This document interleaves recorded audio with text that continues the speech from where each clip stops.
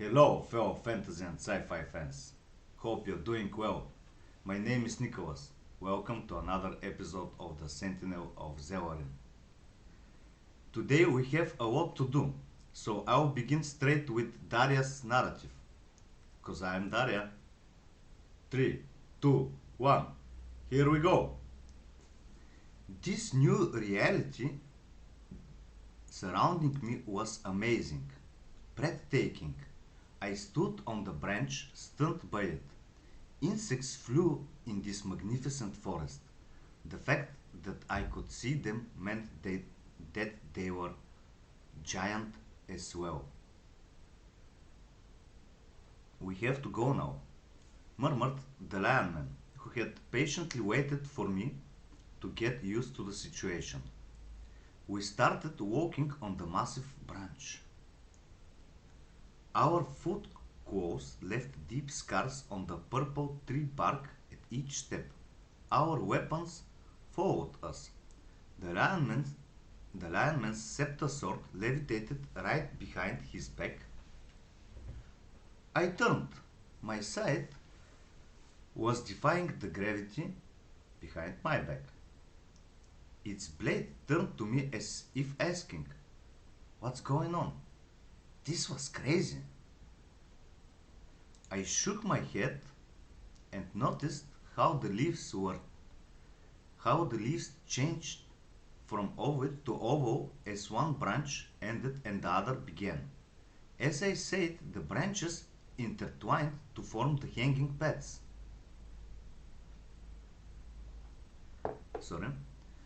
Soon we reached the next column in this divine hall, namely the trunk of the adjoining tree, towering over us. Now we will climb sideways to reach the other side of the tree. This is called trunk crossing. Just do what I do. Helvon sank his claws in the tree bark and began to move to the left side of the trunk, leaving deep scars in its flesh. His action could really be described as climbing sideways, because the lionman did not go higher, or perhaps very little, and most of the distance traveled was sideways. His scepter sword levitated behind him. With only a few quick movements, he vanished from my sight. The lionman, as big as he was moving with no effort, with the dexterity of a puma, clinging to the tree with his huge claws. I concentrated because now was the turn of the smaller puma. My turn.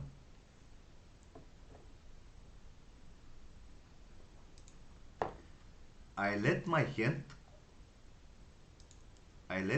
claws out and stuck them into the bark.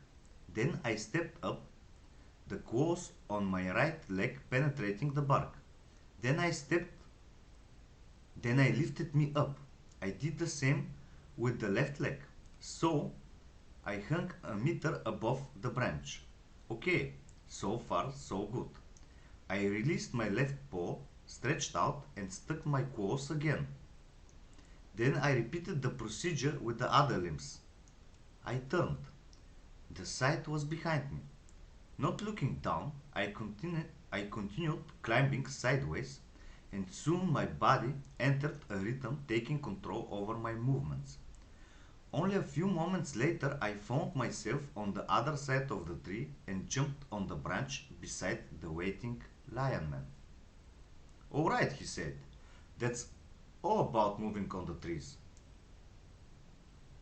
Walking from trunk to trunk, then climbing sideways around the next trunk, finding a suitable branch, then going to the next trunk, bypassing it, climbing sideways, and so on. Do you get it?" "Yes," I answered. The lionman kept his gaze on me for a moment.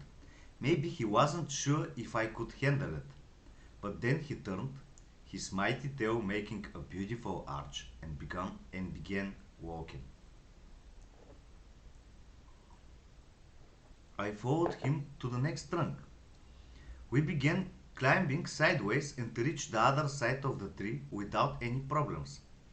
We started walking again. The twigs where the leaves grew were as big as normal earth trees but curvy. So many leaves grew on them that completely hid what was below. This was reassuring as the feeling of height was lowered.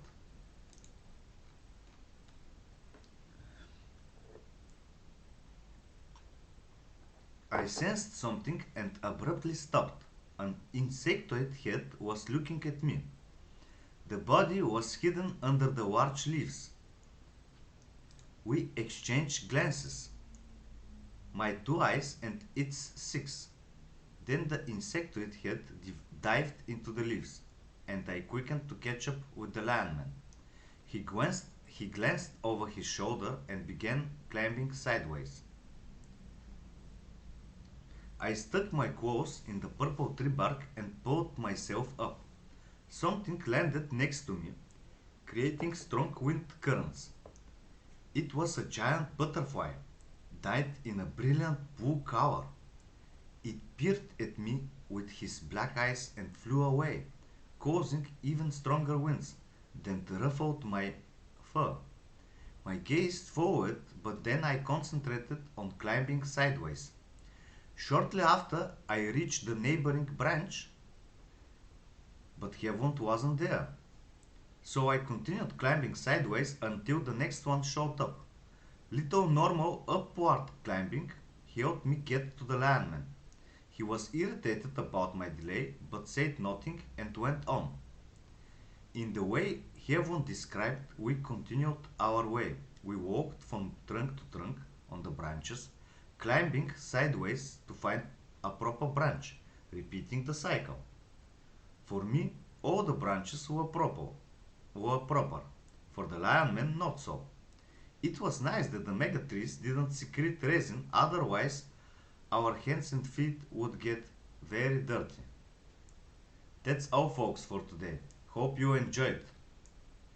Please comment, like and subscribe. Till next time, signing out.